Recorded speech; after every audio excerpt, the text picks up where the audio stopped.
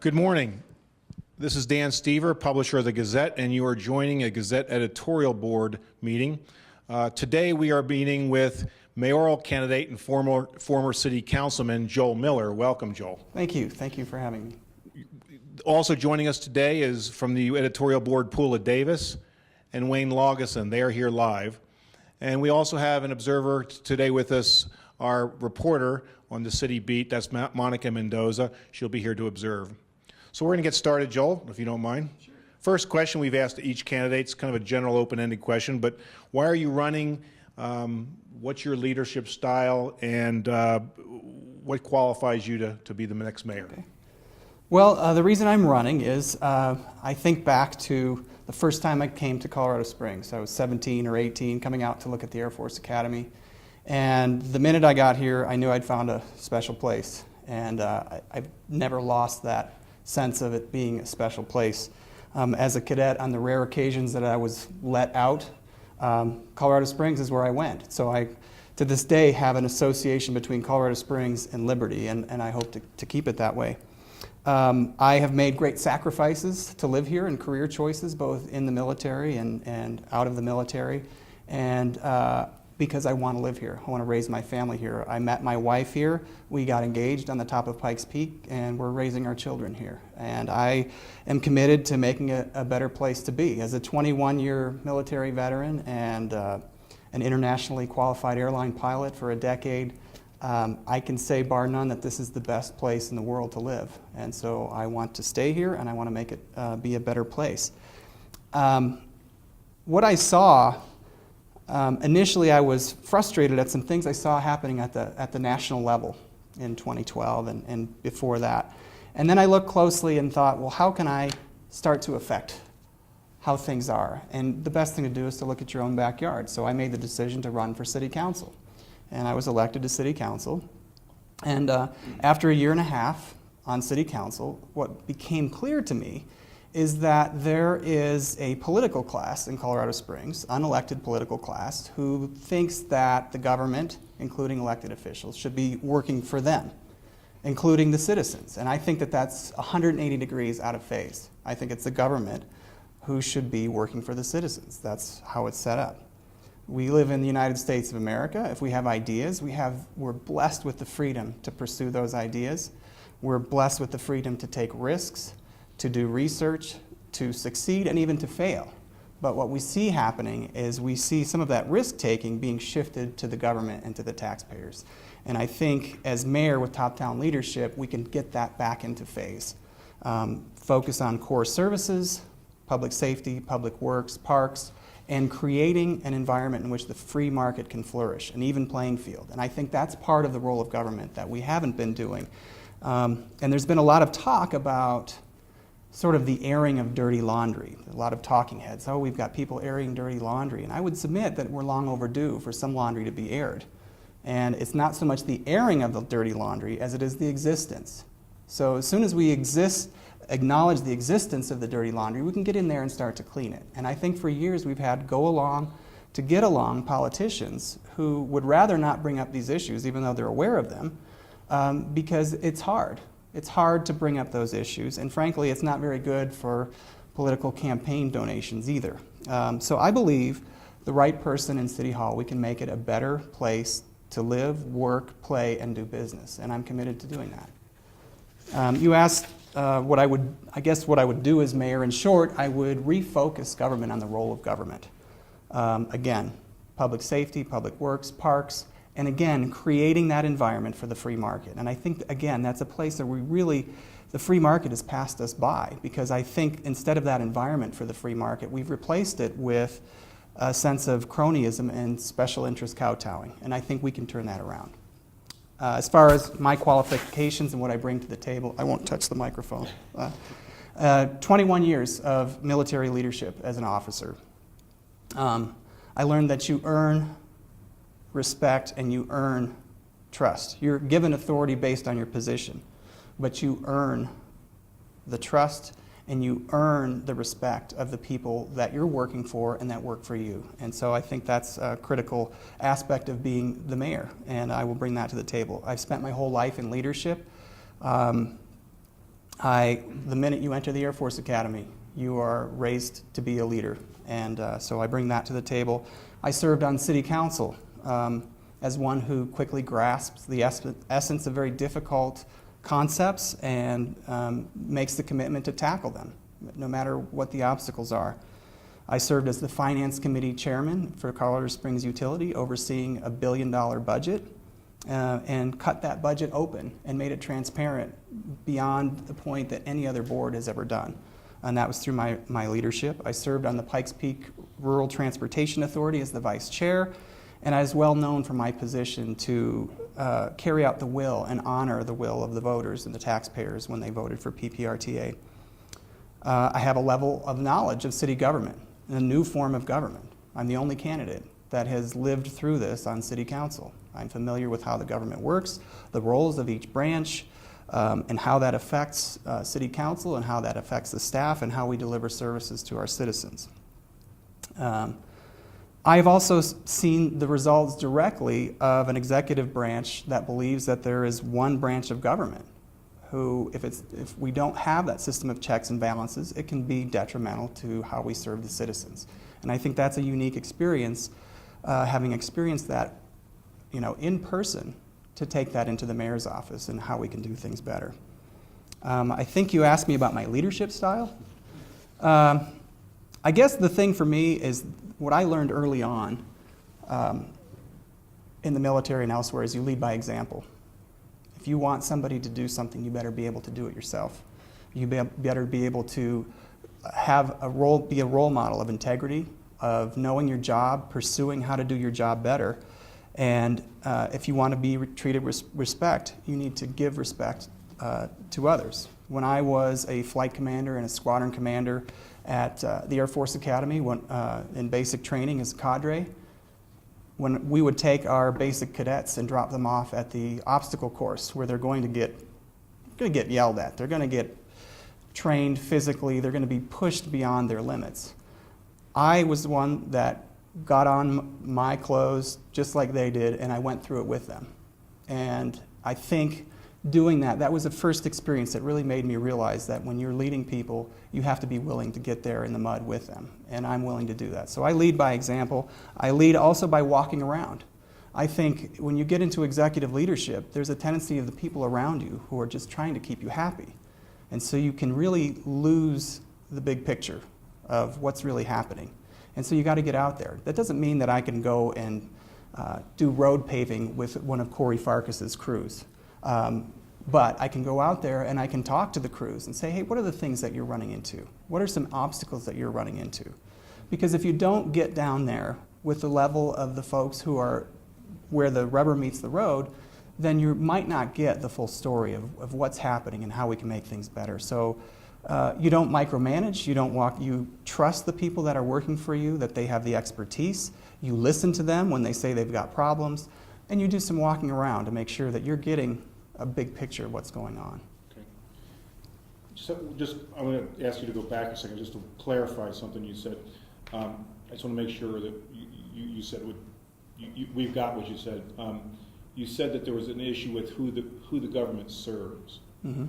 So you identified a special class, if you will, political class, and then you identified the other people. So mm-hmm. Were you to say that one versus the other, or all? No, it's all. Okay. We're here to serve all citizens. So if there is an organization that has problems that need to be addressed, absolutely. We should be meeting with them. We should be meeting with anybody that has ideas to make our city better. But what we shouldn't be doing is advancing one set of ideas or issues ahead of other ones or to the detriment of another set or other issues. So I think it's important that we have that even playing field. So absolutely, it's all citizens should be served. In listening to you, leading by example is a kind of a very personal, kind of singular type of leadership, and I'm just wondering about collaboration, about working, because as we all know, our city has had some instances where the mayor didn't work with the council and vice versa. And I don't think that you can get past that without some collaborative leadership? Well, absolutely. I don't think they're mutually exclusive either. I think you can be an example of integrity and leadership and not have that be singular. That doesn't put you in a situation where you can't work with other people. Obviously, in my job, I work with other people every day. People that load my airplanes, the people that bring fuel to my airplanes, people that are, changing the lavatory, people that are providing catering, people that are doing, that are couriers that are caring for the animals that are on the airplane. Everything, I work together with people every day to get a job done. In the military, you work with people to get a job done. It's not singular leadership. Of course there's collaboration. And that's exactly why I'm uniquely qualified to be mayor, because I saw where the lack of that collaboration. Listen, a lot of the things that we would see for the first time when they came up in a meeting at City Council. And we were asked to consider them, and we would be voting on them in 2 weeks. It wasn't, hey, we've got this issue. Let's sit down and figure out what are the issues that we're addressing, how we can fix this, how we can fix it for everybody, and turn that into a new ordinance or a change in city policy to make it better, whether you're business or whether it's for citizens or neighborhoods. We didn't do that. What we saw was top down and not seeing any collaboration until it came to the point where it's out in the press, it's out in the media, and either you take this my way or you are the obstructionist. It doesn't need to be that way. When we have problems that we can address, we can do it ahead of time, work together, we can do it transparently and openly, come to a solution. We're not going to always agree on things, but I think when you get people in a room and you start talking about issues, you can come to something that will solve the problem, at least in the worst ways, and you can work together. Now you have a plan that everyone has buy-in on, and then you go forward and try to get it passed through City Council, or you make the changes to city policy. And that's how you solve problems, and that is collaboration. Do you think there are things in the city charter that are impeding this new form of government, the strong mayor form of government? I do. I think if the proponents of the council manager form of government that was put into effect in 2010, I think if they're, and I hope it was their intent, to afford the citizens with the same checks and balances that they saw between the executive and legislative branch in the state and federal level. I hope that was their goal. But if it is, there are definitely some things that are keeping that from happening. And I think that's the best way that we serve citizens. Does that mean we're always going to agree? No, it doesn't. But you have that system of checks and balances. The first thing I think is when you are the legislative body and you are charged with making laws, passing good laws, hopefully, and passing good budgets, then I think you need access to staff. Not only the mayor's staff, because we did have issues where at times, council needs information to be able to make those laws and to do it effectively. We were stonewalled in some cases. That should never happen. Council's own staff. As council, we had one of our staff members who's doing research on behalf of council for legislation get fired by the mayor. That should never happen. Should never happen. And we hear a lot about, well, it's just the personalities that we had with the first strong mayor. And I think that's a blessing, but it should never come down to personalities. The service that we have to citizens shouldn't depend on which personality's in there. So we were blessed because we saw the problems that could exist with the wrong personality. So I think the charter, for one, needs to have council be in charge of their own employees, absolutely. If they're going to be an independent branch of government, they can't have employees fired by the mayor. The second thing that council needs to do its job is to have, in both branches, is to have adequate legal counsel. Because let's face it, everything we do has a legal aspect to it, on council especially. How could we have city council asking a question of the city attorney's office and not getting a response? How could we have city council asking for a response and having the draft opinion released to the mayor and to the media before council gets it?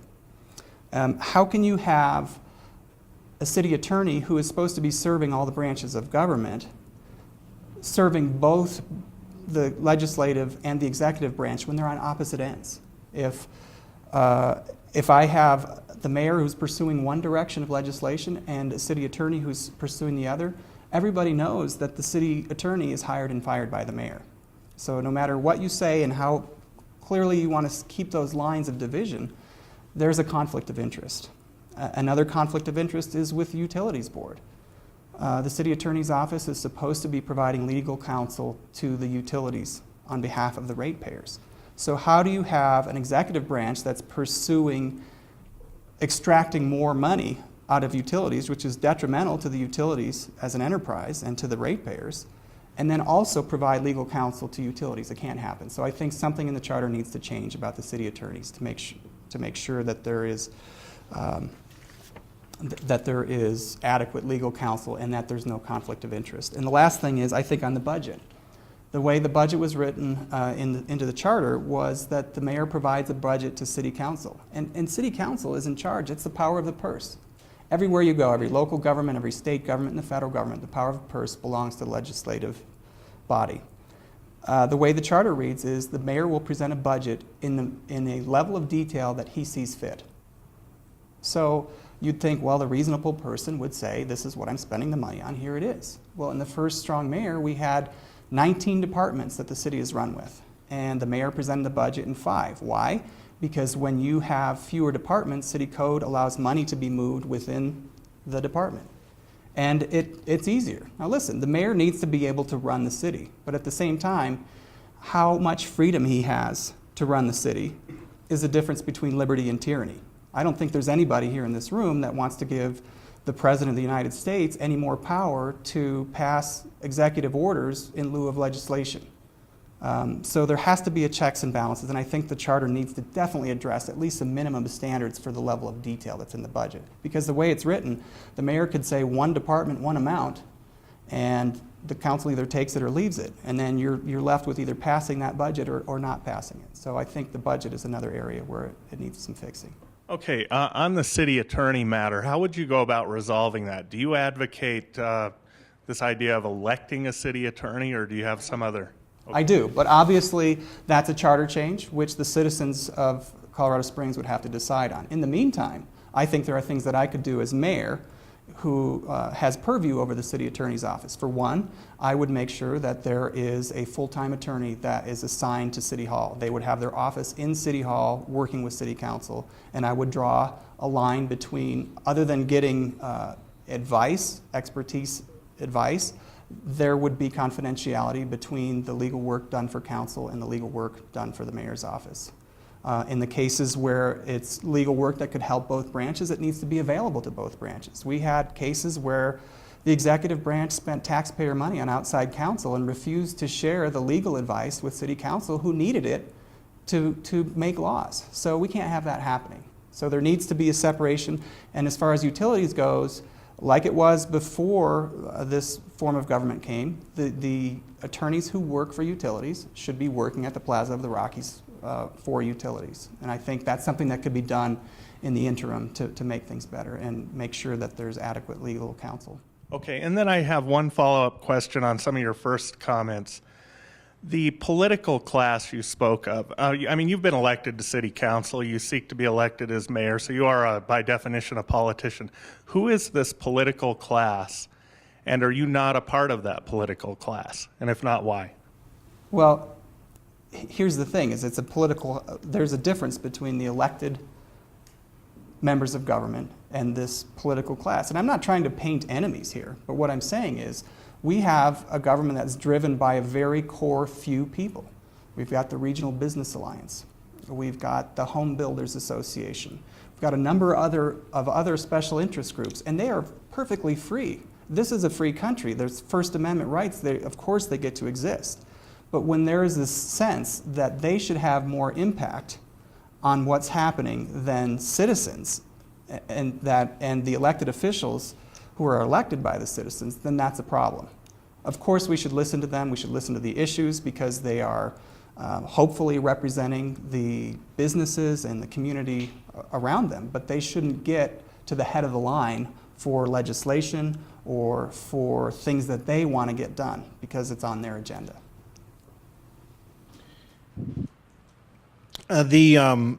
One of the things we hear a lot about from the community is, and when you travel outside of Colorado Springs, certainly you get a sense that right now Colorado Springs is not viewed as necessarily the place that you want to relocate a business, nor the place that a lot of young people would want to come. So it's been said by others that we have a bit of an image problem. Do you agree with that, number one? And number two, if you do, what do you think Colorado Springs should do to address that? Well, first of all, I think the image problem is in the eye of whose image it is. For me and for my family as a young professional, I made the very definite decision that I wanted to live here and that I wanted to raise my family here. So now, is it the place that every single class of people wants to live here? Probably not. If you're averse to the military, you probably wouldn't want to live here. If you're averse to conservative principles, in many cases, you may not want to live here, but when you come in and you will see that it is a good place for everybody to live. But I think one of the things, and this goes back to the same the thing that I was talking about from a business standpoint, is making sure that there's that level playing field. It doesn't take a whole lot of research to see that there is some webs here, and like there is in any city, but the risk is, how deep do those webs go? How much influence do I have to gain before I can really feel like I have freedom to do with my business what I need to do? Are there going to be obstacles because I'm an outsider? I think that is definitely something on the business side that we need to work on, and we need to make it absolutely clear that we're open for business for everybody. From the young professional standpoint, and I'll say this for any class, because we try to divide, we've got the millennials, we've got an aging senior population. The bottom line for Colorado Springs, like any other city, is what brings people here are jobs. I don't know of any young professional. I have a couple nieces and nephews that are graduating from college, and not one of them has said, I'm going to go move to this place that doesn't have any jobs. Whether or not they think it's a great city to go and visit and go to concerts or, hike or do other things, they're looking where they can get a job. And so then when it comes down to about, well, should I take this job? I have one nephew that got, he was blessed to have 2 job offers right after his undergraduate. Should I take the one here with this job or this job? So what is he looking at? He's looking at which job would be more exciting, which job would have more responsibility, have better pay, would have more opportunity for advancement. And then, as a secondary, which city would be a great place to live? I don't think we have that going on here. People aren't moving to Denver necessarily because only because they've got this image that's better. They're moving to Denver because there's more jobs there. So what we need to do is get the economy moving again with the help of the private sector by creating that even playing field and establishing that environment for the free market so that we can have jobs. And those are the biggest attractor of any class of society, is bringing them to where they can have a good job. Staying on the economic side for a second, we're talking about jobs. There's reports by different organizations around town, and these are nonprofit organizations, city committee and things like that, that says that given the trajectory that we have right now in finances for the city, that in the 7 to 10 year horizon, if something doesn't change, we could be insolvent as a city. 2 questions. 1, do you share that concern for the trajectory?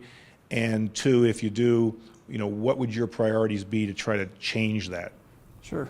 Well, let's talk about the city committee. What they said was that the economy had to grow by about 3.5% per year in order to stave off this incoming insolvency.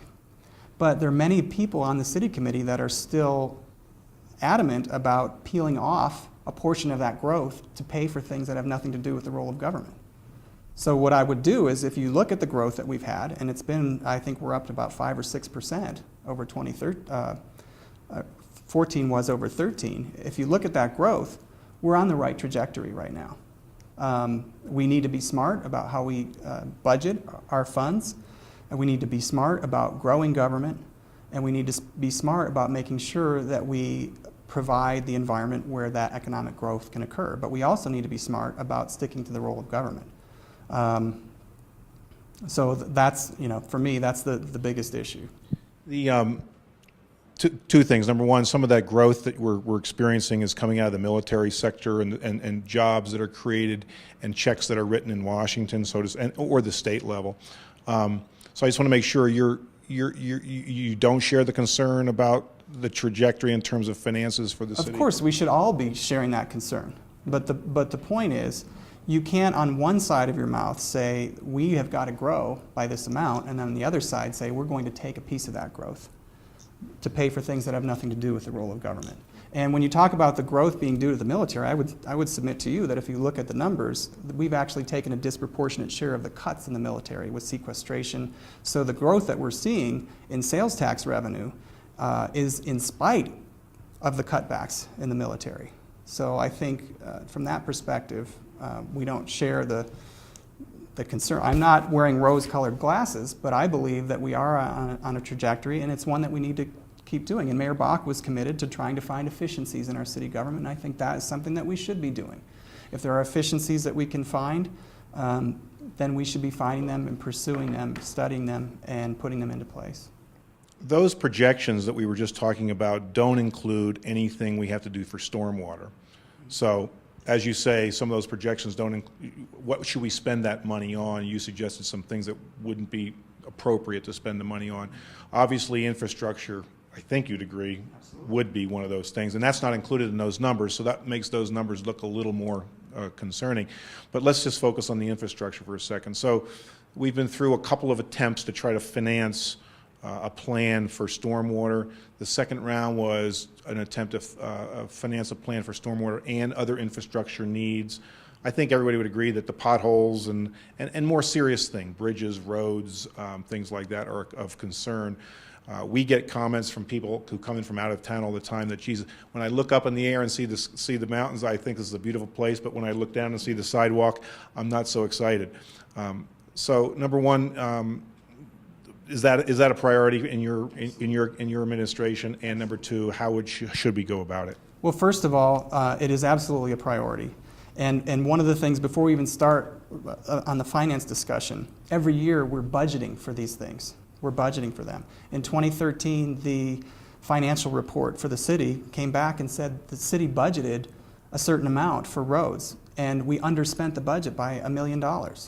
So when you have potholes and you have the road situation that we have, how are we not spending what's been budgeted and targeted for those things? So the first thing we've got to do is make sure we're spending the money, getting the money out the door for how it's budgeted. $6 million for PPRTA that we have voted for as taxpayers because we don't like potholes. That's maintenance dollars that go to each of the participating entities. $6 million, and we've had rollover funds that haven't been spent for years going. If we have a critical situation in our roads, we can't not spend the money. The money is there, we need to get out and we need to spend it. So that's the first thing. The second thing is the SCIP bonds that were approved a number of years ago. We have 2 more years of payments on them. And it's about $8 million a year of financing payments that we're making. So that's $8 million starting in the 2017 budget that we'll have freed up to address infrastructure. We also have about $3 million a year that utilities is putting towards stormwater when it coincides with utilities-centric issues. We've had grant funding. I believe we can get to the point where about $15 million a year out of the city general fund to attack stormwater. Now, is that ideal? No, I don't think it's ideal. I think we could use more, but we could use more at any time. But I think when you look at the stormwater study that was commissioned by Mayor Bach, by CH2M Hill, what you found was it was about $535 million of stormwater backlog projects. When you look at the most critical, is about $100 million. And so I believe what we need to do is prioritize that critical list, start attacking the most critical ones, and we do it and we cash fund it. The problem with financing, and there may be some validity to financing some of that, but when you look at the plan that was brought forward to renewing the SCIP bonds, it was $145 million worth of capital to spend on projects. And the financing over 20 years was going to cost us $220 million. So if we cash finance, now I understand about the time value of money and the costs that will go up with inflation, but so will revenues. So I believe that we could actually get more done if we cash finance a lot of it, and we do it on a year-to-year basis. The other problem is you commit to certain projects to the voters that approve those certain projects. In the meantime, you have a storm that happens and takes out a certain facility, and now you have to put money towards that, but you can't because the voters already approved this particular funding. So when you fund it year to year, it gives you flexibility, but what it does take is it takes discipline. You have to have a mayor's office and a city council who are committed to spending the money on capital. And maybe that's worth discussing, to say, hey, having debt and you've already incurred the expense, you know you have to pay it. So it requires that discipline. Right. But I think if we do have a disciplined council and mayor, we have the resources to start chipping away at the backlog of capital. And I know that the $1 billion figure has been thrown around, and I don't dispute it. But as you look around your home as a homeowner, you could probably find $250,000 of things that are capital things that would make your home better and be in a better position. I could get new countertops, my carpets are shot. I should replace my deck wood with Trex so that I don't have to paint it every year. I should be xeriscaping. I could easily come up with a huge number of capital projects that I wanted to do on my home. But if I have a sewer that's backing up, that's the first thing that I would tackle with any income that I had. And so we need to do similarly with the city, is say that $1 billion project or a list of things that are backlogged, we have to address the very critical ones, and we just start making our way through it. One thing is as we've discussed this with others, we've been asked is the cash flow scenario versus we need to raise some money somehow. You mentioned that the study said there's about $400 or $450 million in stormwater, only $100 million of which are really critical, and that's something that is more manageable. We've been asked, but if we take 6 or 7 years to get the $15 million a year clip to get the $100 million critical stuff, do we think that in that 7 years some of the non-critical will become critical? It's like the deck scenario. Should we paint the deck? Well, it would be nice to paint the deck. Well, 6 years later there's a hole in the deck. And now it is a critical nature, but we don't have the money to do it. Do you worry about that? Well, I think, again, it's a dynamic budget environment. So we're going to constantly have things. We had the Waldo Canyon fire, which caused other issues with flooding that we didn't even have beforehand. We had stormwater problems beforehand, but obviously that exacerbated some of the problems. So yes, it's a dynamic situation. And if I can keep that hole in the deck from forming because I'm doing regular maintenance, that is a fraction of the cost of replacing it, then that's what I need to do until I have the resources to do it the way I'd like to do it. Let's talk a little bit at some of the questions that our readers constantly ask. One is, what are we going to do about the southeast part of Colorado Springs? It's obviously South Academy down towards the southern part of the city that was once pretty much the center of development and commerce, and it has now kind of evaporated into, it's like the invisible area. And I'm curious as to what your thoughts are on revitalizing and invigorating that part of the city. Okay, I think anybody that drives in that part of the city would agree with you that we have higher vacancy rates in commercial buildings. We have an aging residential community. And the question is, how do you fix this problem? I think there's two approaches. There's a government-centric approach where the government says, this is what we want done here, and this is how we're going to set policy and pick certain winners and losers to go and do this for us, and this is what we want to happen. And then there's a free market-based solution. What government's role is in that free market-based solution is, what are the obstacles that are preventing the free market from addressing that? Maybe there's opportunities that are there that nobody wants to pursue because it's too expensive to get utilities hooked back up. The reconnection fees for utilities, are they non-commensurate for what the real costs are? That's something that government can do to say, you know what, as a utilities board, we have ridiculous rates to reconnect for infill. We can look at things like form-based zone coding. We've done that in downtown and it's been very successful. If I want to repurpose an old retail building into doing something else, even residential, do I have the ability to do that without going through extensive code changes? Can I put an overlay district for form-based zone coding? This has been successful in places like Anaheim and others, that you can now without going through 6 months of hearings and planning commission and everything else to formally change the zoning, you issue a form-based zone code, and it's been very successful in downtown, and I think that's a good start. So those are things that we can do as government to allow that free market solution to come in, because I think that eventually it will happen. The other thing that we can do, and I know that this hasn't been a popular thing with this group, is that we can guarantee citizens and investors that we're not going to take their property no matter what. In Anaheim, California, the place that I talked about, they had an overlay district. The first thing that they did is they absolutely committed that there would be no use of eminent domain. Because how do you get people to come in and invest in property and invest in businesses not knowing what could happen? If the government finds a better use or a better way to develop this, then my investment is gone.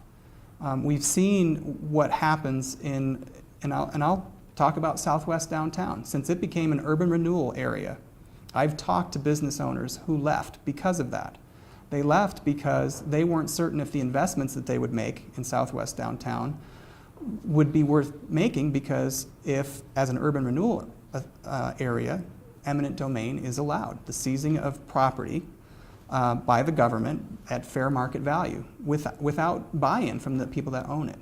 And people left. And I think that has been detrimental to the development of Southwest downtown. Look, we approved that URA in 2000, and nothing's happened with it. So I think we need to make a commitment to property rights, and I think we need to know what government should be doing to facilitate the free market to come in and take over some of those areas. You mentioned kind of the elephant in the room, the City for Champions. You've been an opponent of a couple of the the plans for City for Champions, and you mentioned eminent domain and the government taking people's property, et cetera.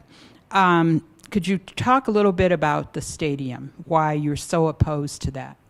Sure. Well, first of all, Mayor Bach and the proponents of City for Champions have committed not to use eminent domain for City for Champions. So it's a separate discussion. You're asking specifically about the stadium, but let me just address City for Champions overall. First of all, I don't oppose any of the projects, but they're not projects that the government should be doing. If the free market wants to come and do those projects, they should be able to do it, and we should be able to do what government should be doing and allow them to happen. But the way I see it is it's $350 million of taxes and fees collected by people that live in Colorado Springs to pay for projects that have nothing to do with the role of government. With the stadium, let me just start by talking about the city of Glendale. The city of Glendale hosted the Super Bowl, and they are still in the red over their stadium. The Super Bowl will not bring them out of the red. What we're talking about for the stadium that's proposed here are non-commitments. There had been commitments to have national governing bodies host event there. That requirement has been decimated. It's not even exist. We don't even have to show that national governing bodies will hold events here. We have a minor league soccer team that's committed to about 15 games a year. And then we have, from the actual analysis about attendance, we have events like Easter egg hunts and flea markets. If we can't have a stadium in Glendale that's in the black because of the Super Bowl, how are Easter egg hunts and flea markets going to put this in a situation where the taxpayers aren't taking a ridiculous risk? And I just don't agree with it. So the first thing that I would do is I would remove, and the opinion from the Attorney General said that this was not an intergovernmental agreement, that the mayor has absolute authority on the agreement between the city and the state about City for Champions. I would ask the state to remove the stadium. That doesn't impact any of the other venues, but what it would do is it would reapportion the dollars in the same amount to the other, and it would remove this albatross from the project. I just don't think it's viable. So what would you replace the albatross with? What would I replace it? I would not do anything. It's not the government's So we role. continue in the stagnant downtown that I have had visitors tell me, I can't believe this is your downtown. So we just continue with that? So my question, I guess, to you is, and I guess to anybody who's thinking about this, should the government be in charge of building things with taxpayer dollars when we can't fix our roads or fix our stormwater. This would be, when you look at the cost of financing, and it's not my cost of financing, it's the same one that Bob Cope submitted on behalf of the city, the same cost of financing, it would be over $200 million in taxpayer money to be built for this stadium. And we can't agree between council and the mayor's office how to find $1.1 million to water our parks. It's just not something that we should be doing. Now, can we get out of the way? Can we facilitate those sorts of developments to happen? Absolutely, and we should be doing it, and we haven't been doing it. Do you at least agree that we do need to do something with Colorado Springs' downtown? I believe we need to make clear that there's an even playing field and that there is an environment in which the free market can flourish. I just want to follow up on one of your campaign planks. I don't want to put words in your mouth. Is the even playing field part of it? So, city planning. Do you think city planning is essential? Do you think city planning is a good thing, including having priorities in the city of where development is most needed, and doing things the government can do to influence where development might benefit the city the most, in order to do things like keep incremental costs down of fire protection and police protection and running water lines. So I'm just want to make sure I understand, getting out of the way, is that meaning is there a planning process, and how detailed is the planning process in terms of envisioning what the future city would look like? Is that something that you are agreeing you would see as part of the city's role, is laying out a plan for the city, or no?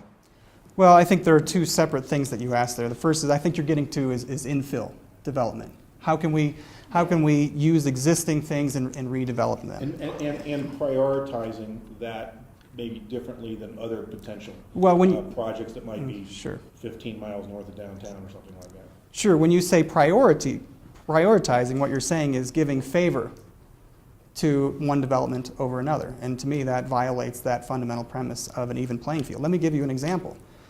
This past summer, we had a council member who wanted to remove all business license fees to try to create that environment for the free market. It passed, but it didn't pass with enough votes to override a mayoral veto. Then what we saw within a week was a staff-presented proposal to remove certain fees and certain development costs for a particular type of development in a particular area of town. What we had happen was that at the hearing where we were considering this, we had one developer who was two blocks outside of this special zone, and he was doing a similar type of development. It was multifamily housing downtown, but it wasn't in the specified downtown region. And he was almost in tears because he had put a huge investment into this, because he looked at the free market, he looked at the demand, and he thought this is something that could succeed. And he invested his dollars, he took risks, and he began to build the project. He was nearly complete with it. And then he sees somebody who's directly competing for business coming in and saying they're going to get this special free deal because they're in the right part of downtown and they know the right people to move it through the city quickly.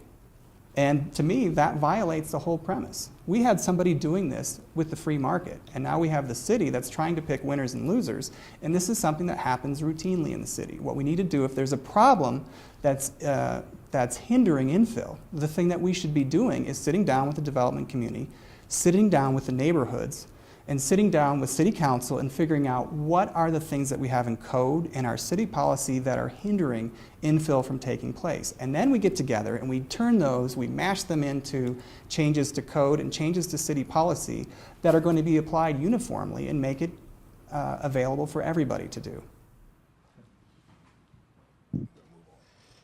Do we not pick winners and losers when the city subsidizes a development that's outside of the core? Investment's already been made in a particular area, parking garages, infrastructure, roads, and then we do a tax increment financing deal for something that's on an undeveloped prairie, for instance. And I know you didn't, I know that you have expressed support for one such project, Copper Ridge up in the north part of town. How is that not picking a winner and subsidizing something and not making use of what we've already invested in? Okay, the first thing I'd like to address, Wayne, I'm glad you brought it up, is this idea of should we be favoring areas where we've already developed. To me, that's social engineering and it's central planning, and that's not anything that a liberty-loving community should have anything to do with. If it was up to how easy it was to provide services to citizens, the government would have us all living in high-rises, because then we could easily have police and fire right there, and we could have just one park, and we'd all be served. But the free market has driven this sprawl to some extent because we all want to have our own plot. That is the American dream. That is what has driven us outward from the core, because people want to have their own piece of America. That's the first part. The other part is tax increment financing. I don't agree with any of it. I did vote for Copper Ridge, and let me tell you why. First of all, the increment is above what the baseline was. The baseline revenue was zero. There was nothing. There was no revenue. And everything above that, half of it still goes to the city coffers. If you look at University Village, and a lot of people like Trader Joe's, and I like Trader Joe's too. I think it's great.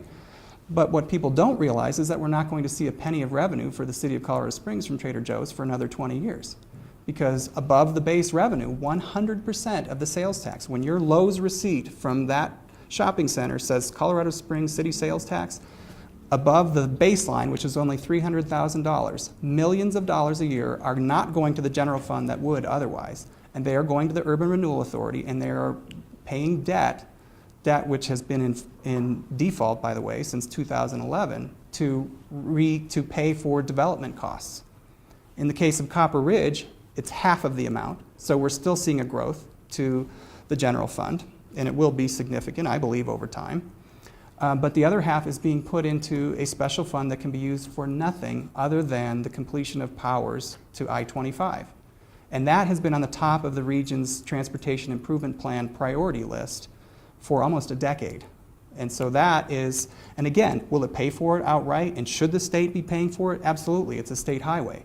But when we've seen success at getting things done with CDOT, it's been when we have a local match. Everything that we've seen, the widening of I-25, that's because we had a local match. The Cimarron, the final piece of financing was local match. Fillmore, the same. So if we can provide some sort of local match to CDOT, it could get that project moving. And I know there's a question about the airport in here somewhere. Mm-hmm. Airlines have specifically addressed the lack of connectivity with the north of the city and the Powers Corridor. How do you get, we have to be able to get passengers. Southwest Airlines told us. We have to be able to have passengers coming down from Castle Rock, and they won't do it until you get that completed, with specific feedback. Regarding whether it's picking winners and losers, I believe it's the role of government to build roads. None of that money, not one bit of it, will be used to reimburse the developer for his costs. Not one brick will be paid for a Bass Pro from those dollars. That's not the case in North Nevada. It will pay for a road that we have had on the top of our region's priority list. Quick follow-up on the airport. Anything else in the airport? That was one of our questions. Well, I appreciate you asking. Obviously, I have some affinity towards airports in general. I've spent most of my adult life in aviation. I spent 9 years on the Airport Advisory Commission, so I'm familiar with the airport and its finances and its structure. I've flown into and out of Colorado Springs as a military pilot, as a passenger-carrying airline pilot, and as a cargo-carrying airline pilot in all different areas of the airport. So I have a good understanding. I think I can be as a leadership to try to bring back the airport. I think the thing that's really important to know about the airport is, number one, is a huge portion of our funding is federal. Runways, taxiways, navigation instruments that get airplanes in and out of the airport in bad weather, that's all federally funded. And those federal funds, they do come with conditions. And anything that would jeopardize that federal funding would decimate the airport, because there's no way we could afford to build a 13,000-foot by 200-foot wide, 150-foot wide runway in concrete. We couldn't afford it. So we rely on those. Nothing that we do should ever even come close to jeopardizing those federal grants. The other thing is, and I know airline service is something that everyone wants to talk about. When airlines come to do business in a city, there are two things they look at. It's one thing, it's the bottom line. And there's two sides to the bottom line. There's costs and there's revenue. On the cost side, we can control that.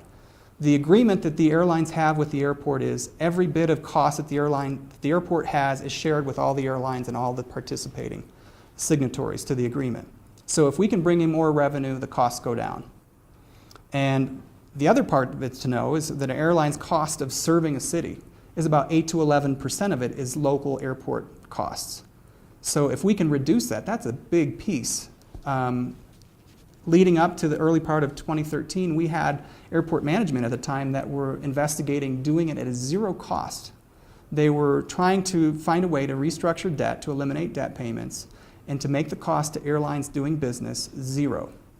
And that had several airlines talking to the city about opening additional service. Unfortunately, that plan was abandoned. I think it should be resurrected. I think Dan Gallagher has done a good job at trying to restructure some of the debt, but I think it needs to go further. Because if we can eliminate that cost, that's the cost side of the ledger. On the revenue side, we can give commercials all day long and spend money on marketing telling people why it's worth it to pay $500 more for a ticket out of Colorado Springs, but they're not going to buy it. We have to have the airlines come here. And one of the ways we can do that is by connecting powers to the interstate. So we need to be meeting with the city and council and going to the Pikes Peak Area Council of Governments and making sure that that project gets on the top of the CDOT priority list, because that will bring the revenue side up to make sure that the airlines can capture passengers from the north part of town and we're competing with Denver. I have a follow-up, if I could, real quick. I mean, you've identified with the Copper Ridge and the Powers corridor and everything, a public good that comes from this tax increment financing deal, and you've done a good job of establishing that.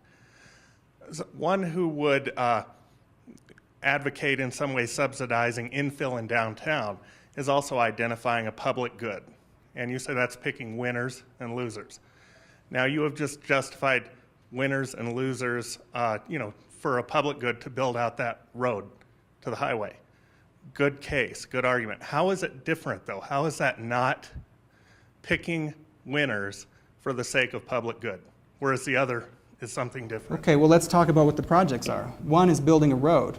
I don't think anybody would argue that building a road is the role of government. That's one of the reasons that we agreed to be governed, is so that we can have things like roads. Building a stadium is not. I don't expect my government to build a stadium and for me to have to pay taxes to build that stadium. Right, but I do the infill, not the stadium, not talking about the stadium, talking about the fees that you brought up earlier. So how does, on the top of our priority list, is the connection of powers to the interstate. That's a road. So how is the public good coming from infill development that would directly benefit one developer over another that's 2 blocks away? How is that justified? And we weren't even talking about using increment tax financing for that. We were talking about basically getting rid of fees. And I'm all for getting rid of fees, but let's not do it for one developer and leave the other developer out in the cold. And especially when you look at that developer that was going to get the removal of the fees, it was the number 2 donor to Mayor Bach's campaign. Now, did that have anything to do with it? Maybe not, but certainly the perception is there, and we can't have that kind of perception. Joel, if you don't mind, I'm going to rapid fire a couple just to get through the list here, because we've asked most of these questions to everybody. So I'm going to go real quick. I think these are probably shorter answers for you, I think. But we've asked, there's, again, readers asking, would the new mayor sign a proclamation supporting Pride Fest? Or anything like it. But Pride Fest is the question that came up. Sure. It's a broader question. Well, first of all, again, it's a winners and losers picking, and I don't think the government should be doing it. Secondly, proclamations are city council purview. It's on the website. It says how to get one from city council. So I don't plan on issuing any proclamations. What I'll say is, here's your permit if you've met all the qualifications to host a city event. And if it looks like something that my family and I would want to go to, we'll go to it. Okay. Next one, retail marijuana. We've so far the council has not put it on, not voted to approve it for the city. It has not reached a ballot point. As a mayor, on the one hand, we know that you don't have a lot of decision-making authority, but what would you support or not support in terms of retail marijuana? Well, as a citizen, I voted against Amendment 64 for a number of reasons that I've detailed in the past. As a council member, I voted against retail marijuana because what was passed by the citizens in Colorado was a measure, and the wording said local governments will have the authority to either ban or regulate it. So clearly, the voters approved local governments doing that. And in my district, they overwhelmingly rejected Amendment 64.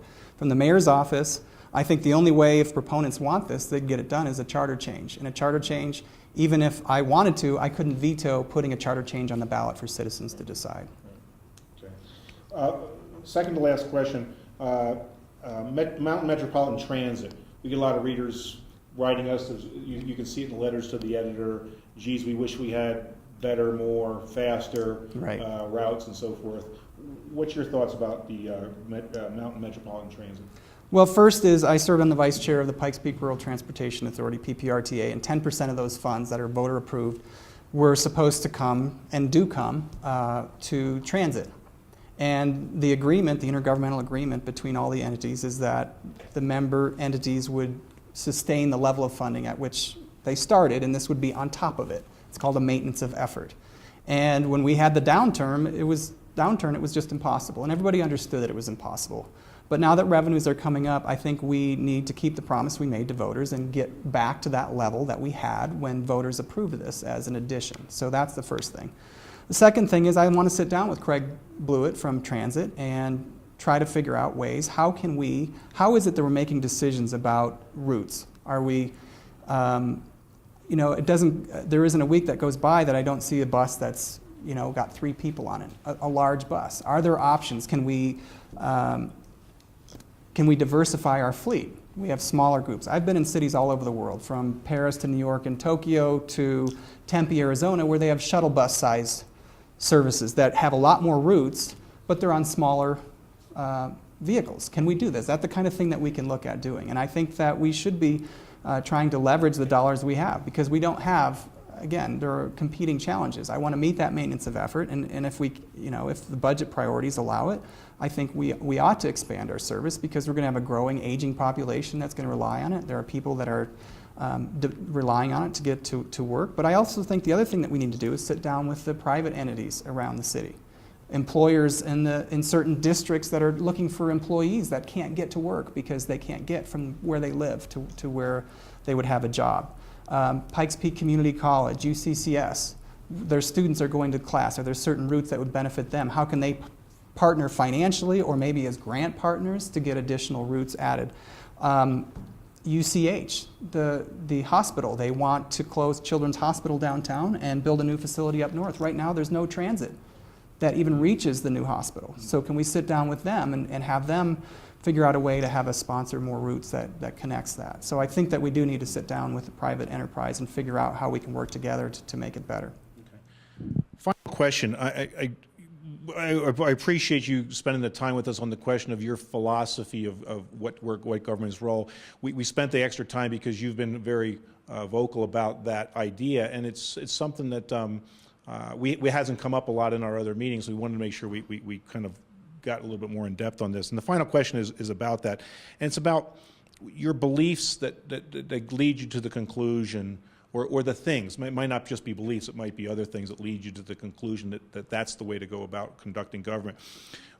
We've had people say to us, when you look at the top 10 cities in terms of success, development, growth, attracting young people, Oklahoma City, Huntsville, Alabama, Greenville, North Carolina, Austin, Texas, Des Moines, Iowa, Omaha, Nebraska. They have very robust planning processes where they lay out a vision for the city.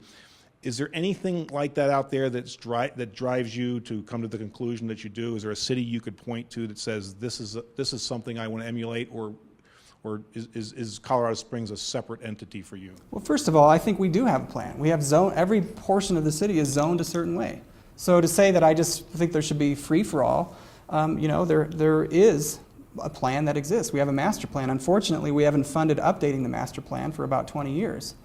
So we do need to update that. We need to get community buy-in about how we can leverage where we are. But when you mentioned all those cities, I've been to almost all of them. And I still want to live here. You talked about, I'll list a couple off the top of my head. Portland, Oregon. I like downtown here more than I like downtown Portland. And I'm not sure when you talk about the planning, whether you're having planning or whether you're having taxpayers funded, because there's a difference. Well, in those cities, there's usually a mix of both. Mm-hmm. There's some funding mechanisms to allow the development to happen, and then there's a plan that they follow the roadmap. Well, again, I believe that when there's interest in coming here, and when we have a resurgence of manufacturing in the United States right now, because companies have learned that political instability is not a great thing for manufacturing goods overseas. And so we do have a resurgence. There is no reason why Colorado Springs shouldn't be at the top of the list for manufacturers to come here. We have the environment. We have 300 days a year of sunshine. We don't have hurricanes. We don't have earthquakes. The wildfires we need to definitely address as a city. We have utilities that are far more reliable and far more economical than they are in other places. There is no reason why we shouldn't have a resurgence of manufacturing here. We have an economic vitality department that's funded to the tune of about $1 million a year. And for the last year and a half, their sole thing that they've worked on is City for Champions. And we have a lot of the things that government should be doing in creating that environment for the free market, we haven't been doing. We've been handing it off to a dues-paying organization with a political agenda. I think the city should be going. We should be having people have conversations with companies that will consider bringing manufacturing here. And instead of fighting with utilities, and I regret we didn't get to talk about utilities at all, but instead of fighting with utilities, I think the city should come up on a front and be able to work together to say, hey, we are here together, the city and utilities, and this is what we have to offer you. What we saw in the last 4 years was utilities is doing that, the city's doing that, and it has been detrimental to any kind of growth that would happen. Go ahead on, if you have any comments, further comments on I utilities. think the questions have been about ownership and governance of utilities. Right. First, I believe that the mayor has no purview over utilities in the charter, so I want to make that clear. It's a non-voting member of the board, and I would certainly participate in at least some of the board meetings, and just so that I can be up on what's happening. The pillars of utilities are low rates, reliability, and customer service, and we do excellently on all three of those pillars. Changing the ownership would affect all three. First, let's talk about cost. If we were to revert to Xcel Energy, for example, and we sold our electric utility, and Boulder, as you know, is trying to undo private ownership and own their own utility for different reasons probably, but right now we set our own rates through our legislative body, through City Council. We go to a privately owned, shareholder-owned utility. Automatically it goes to the PUC, the Public Utilities Commission, and they set the rates. And when they set the rates, they look at the cost of running the utility, plus they allow for an 8 to 13% profit margin for shareholders. We don't have that profit margin. So off the bat, you're going to see your rates increase if we were to sell utilities. I don't agree with it. I believe that we control our own destiny by making sure that we have adequate power. We're not wondering, and our manufacturers that are here and our military that are here aren't wondering, are we going to be part of a rolling blackout should it come to that, and having to coordinate with Xcel about where we are on their priority list. So I think it's vital that we maintain ownership. I think the other thing is about governance. There's been a lot of discussion about governance. And first, off the bat, I agree with the current way that it's done. I think City Council should be the utilities governing board. And but any discussion that happens, at the very minimum, for it to be even something I would consider, it has to be a board that is accountable to the voters and the ratepayers, just like the board of directors for any private company is accountable to the shareholders. We are, as taxpayers and ratepayers, the shareholders. So whatever plan comes forward, if it's not voted by the people, it is a non-starter for me. Let's talk about some of the studies, some of the things that have been discussed about, well, we've had 5 studies that recommended it. Why aren't we doing it? Let's talk about the last one. It was conducted by the Sustainable Funding Committee. The Sustainable Funding Committee was put into place to look at how can we get revenue to the city coffers in order to facilitate city services without having to worry about the ups and downs of the economy. So their recommendation was, keeping that as the framework in mind, was to, in order to create revenue for the city, raise the rates on utilities as high as possible, and then have utilities write a check to the general fund. You can read the study. I've read it. That's what it says. So essentially, it's a backdoor tax. We can't raise taxes, but we could raise the utility rates and then write a check. And that would make people angry, of course. It's a backdoor tax. So one of the things that that study said was, in order to shield the board from the anger that would obviously ensue, we need to have an appointed board that's not accountable to those people. That's not the right reason for changing governance. I think the citizens would have a right, if they were being backdoor taxed, for that to happen. I also think that we need to look at what's driving this conversation. In front of City Council, or in front of the board, we had two members. One was the former development manager of Banning Lewis Ranch, and the other is a manager for a large development. Banning Lewis Ranch would cost us $1 billion in infrastructure. It would cost developers, the way the annexation agreement is written right now. That growth would have to be paid for by the developers up front. Wouldn't it be great if you had a utility board that came in there and shifted some of that cost over to the ratepayer? I'm not saying that that's their goal, but we certainly have a right to ask whether that has anything to do with it. So I think it's important to know what we're trying to fix when we change governance, and I think it's important that whatever the governance structure is, the citizens, they are accountable to the citizens. Just one final follow-up question on that. Do you, I think the discussion has been around, or the questions we get are around governance and ownership, but there's an underlying looming threat here. And I want to ask you if it changes your view, or do you factor that in? The looming threat is that we have a very old plant sitting over here that supplies a great deal of power for us. It's old. Whether you like coal or you don't like coal, that's the issue. Is we have a very, very old plant. It runs efficiently right now, but as the fire of the last year shows, things happen when you have old plants.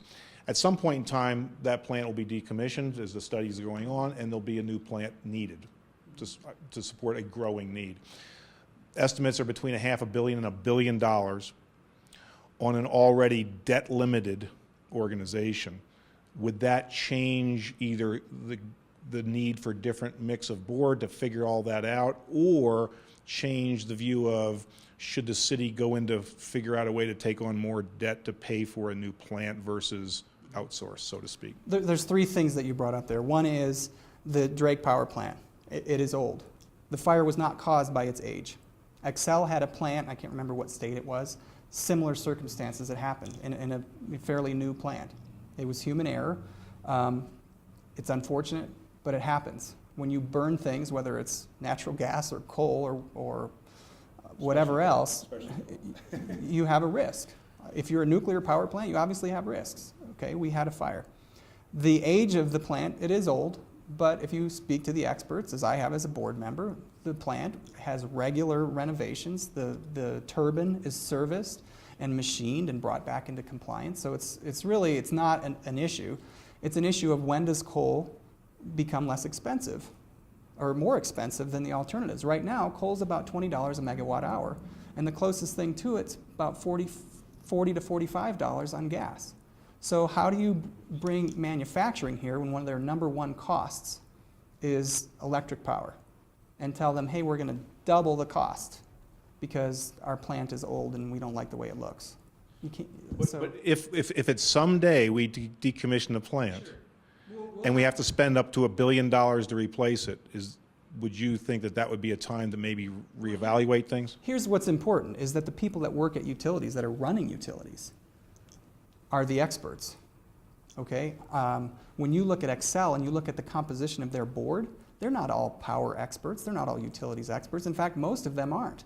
The Xcel board has one person who has a background in utilities. I work for an internationally renowned transportation company, and the board of directors at my company has not experts in transportation. They have Home Depot executive, a waste management executive. They have a Caesars Entertainment executive. The bottom line is the shareholders have to trust who's on the board, that they have integrity, and that they have the ability to oversee the operation and make sure the right people are hired to be those experts, to make those decisions and present the board with the information they need to make the decisions. I've got to get one real quick question in because we have a board member who's not here. Two of our board members are traveling, and I just want to thank you on behalf of everyone for coming in and talking to us. But this question, as mayor, what would you do not only to strengthen relationships with the military in Colorado Springs, but to increase support for the Department of Defense statewide? What do you see as the biggest challenge in that effort? That's a great question. Thanks for asking. Obviously, as a 21-year member of the military, I feel very strongly. The military is what brought me to Colorado Springs, and it's a huge sector of our economy. And I am all for us showing our support, wearing green and sending postcards. But what it comes down to is when you go and you meet with those officials in Washington, and I know those people. I crawled through the mud with those people who are making policy decisions. I've worked under them. I've flown in the cockpit with some of them. You have to be able to go and say, look, this is what we're doing about it. When I have the officials from Peterson Air Force Base saying, listen, our guys can't get onto the base because of the backup at Airport and Powers. And what have we done about it? It's not on the transportation improvement plan. How are we turning the concerns of military into what we can do as a city to really show that we're supporting the military? We had a housing development approved this summer, and I don't necessarily say that that was the wrong thing to do, but we had civil engineering folks from the Air Force Academy who were very concerned that the drainage plan didn't properly account for the runoff that was going to go onto the academy. And they raised those concerns, and we said, yeah, we'll get to it later, and we didn't address them. So we have to really get up to the point where we have, first of all, we have a way that we can interact with military leadership. Out of desperation, a lot of them started attending the Pikes Peak Area Council of Government meetings because they were hoping they could share their concerns and get that out to see what we could have done. But there's no formal process. And this is one of the things I have on my website is to talk about a formal process that we could have with the city and base leadership to meet with leadership and figure out what are those concerns and how can we handle them, how can we physically show that we're supporting our military. Okay. Well, thank you very much. Thank you. Well, can I just say I really appreciate it. I know that this board has not always agreed with me. I think anybody who reads the Gazette would be pretty aware of that. And I'm not expecting, nor do I ask for your endorsement, but I really do appreciate the fact that you've allowed me to voice my platform and how I see the vision of the city, and I think it's a great start. And if I become mayor, I certainly intend to give unprecedented access to your reporters, and because there's a huge role for a free government that the press plays, and I really appreciate the opportunity to come and speak to you. Well, thank you for your time. This has been a Gazette Editorial Board meeting with mayoral candidate and former city councilman Joel Miller. Thank you again, Joel. Thanks, Dan. Appreciate it.